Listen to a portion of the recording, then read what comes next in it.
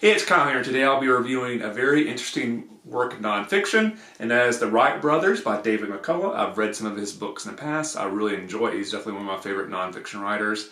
And obviously, like most people, I'm familiar with who the Wright Brothers are. I think everybody knows or heard at some point. The Wright Brothers were the first humans ever to fly. They basically invented the airplane. And so I know some basic stuff like that, like they did their experiments and flew for the first time at Kitty Hawk, North Carolina. I knew they were from Dayton, Ohio. I knew they were brothers. That was basically all I knew about them.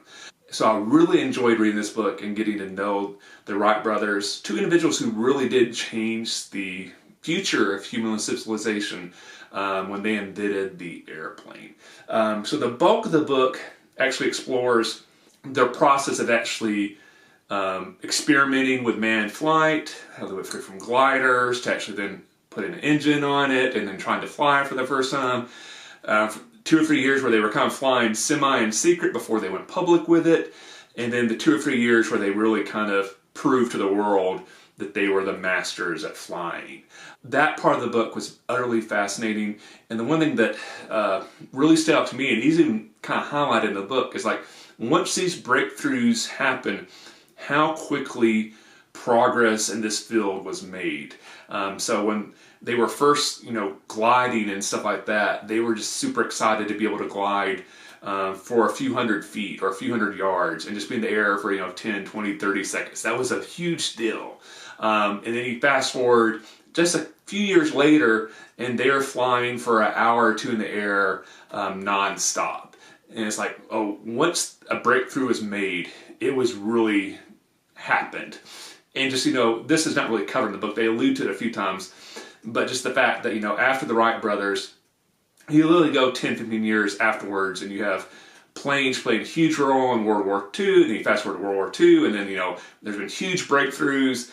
And then, as mentioned, within, less than 100 years, nowhere near that long, in reality, like 60 or 70 years, you have Neil Armstrong walking on the moon. So we went from humans have never flown before in a manned airplane to we're walking on the moon. Utterly amazing. But these two individuals were so interesting to read about. They were so dedicated to making a breakthrough. They definitely had the mind of like engineers and were just obsessed with solving the problem. And so the descriptions of the book of the process they went through of solving this and the step-by-step basis of like, all right, let's do this. Now that we've solved this issue, let's solve this. It's fascinating.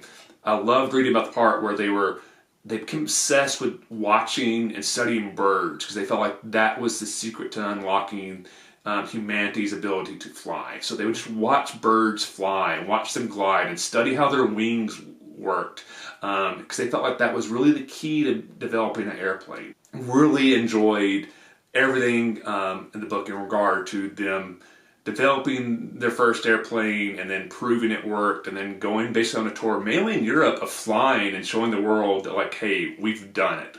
We've unlocked this mystery. Utterly fascinating. The only complaint how this book is basically after that period's over around 1909, 1910 or so, the rest of their lives were kind of covered in like a one chapter summary, and I would have liked a little bit more just like what the rest of their lives were like. You kind of get a very basic summary like, hey, here's what happened to the brothers after that.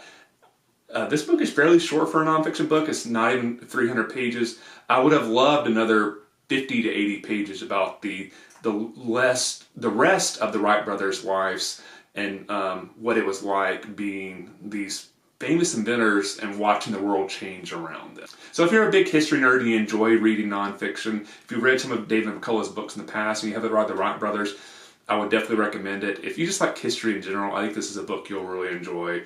It is very fascinating. So I highly recommend The Wright Brothers by David McCullough.